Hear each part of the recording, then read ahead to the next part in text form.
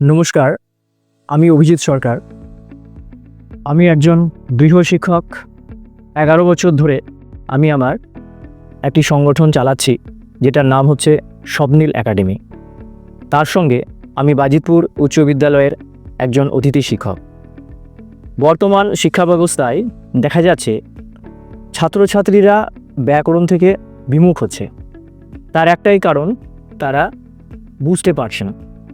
আমি স্কুলেও দেখেছি এবং আমার গৃহেও দেখেছি যে তারা ব্যাকরণ পড়তে ভালোবাসে না এবং ব্যাকরণের যে রসদ সেটাও তারা যেন ঠিকঠাকভাবে পায় না। এখন আমার এই ভিডিওর মাধ্যমে আসার একটাই মাধ্যম, সেটা দেখা যাচ্ছে আমার কাছে অনেকে পড়তে আসে, আবার অনেকে পড়তে আসতে পারে না। তারা আমাকে বলে যে স্যার, ব্যাকরণটা একটু বোঝালে ভালো হতো। তাই সেই সমস্ত ছাত্রছাত্রীদের যারা ঘরে বসে পাঠদান করতে চায়, তাদের জন্যই আমার এই ভিডিও করা। আমার আজকের টপিক হচ্ছে কারক, যেটি 10ম শ্রেণীর পাঠ্যসূচিতে অন্তর্ভুক্ত হয়েছে। এই কারক খুব সুন্দর জিনিস এবং বোঝার জিনিস, যেটা সহজভাবেই বোঝা যায়। আমরা যদি সেই সহজ পদ্ধতিটা অবলম্বন করি, তাহলে আমার মনে হয় ঠিকঠাকভাবে সেই সমস্ত ছাত্রছাত্রীরা যারা ব্যাকরণ শিখতে আগ্রহী, তাদের কাছে খুব তাড়াতাড়ি পৌঁছাবে। এই কারক পড়তে গিয়ে আমাদের প্রথমেই আগে জানতে হবে কি এর অর্থটা কি। এর অর্থ হচ্ছে যে করে। তাহলে কারক মানে আমি কি বলছি? কারক মানে হচ্ছে যে করে। বুঝাতে পারলাম? এবার করে কিভাবে এলো, তার জন্য আমাদেরকে কি করতে হবে? একটা ব্যুৎপত্তির প্রয়োজন। এই ব্যুৎপত্তিটা অর্থ টেক আরও ক্লিয়ার করবে। আমরা এই ব্যুৎপত্তি যদি ভাবি, তাহলে আসবে কি? ক্রি ধাতু, ক্রির সঙ্গে অকটা প্রত্যয় করে আসবে কারক। ঠিক আছে, এটা এলো, শব্দটা এলো কারক। তাহলে দেখো, ক্রি একটা ধাতু আর অকটা কি? অকটা হচ্ছে প্রত্যয়। এই অকটা হচ্ছে সংস্কৃত জাত, অর্থাৎ সংস্কৃত থেকে আসা একটি প্রত্যয়। তাহলে ক্রি মানে কি? ক্রি মানে হচ্ছে করা। ঠিক আছে, ক্রি মানে হচ্ছে করা। তাহলে আমরা কি বলছি? কারকের মানে কি বললাম? যে করে।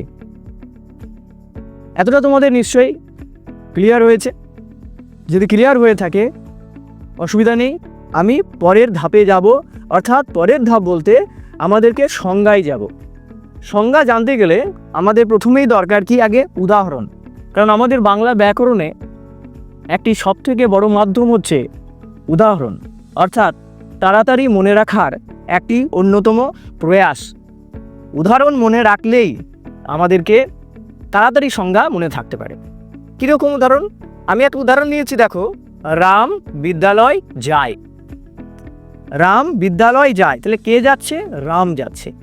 তাহলে আমি কি বললাম? এই রামটাকে কি বলবো? আমরা কর্তা বলবো। রাম হচ্ছে কর্তা, বিদ্যালয় হচ্ছে কি? কর্ম, আর যাইটা কি? যাইটা হচ্ছে ক্রিয়া।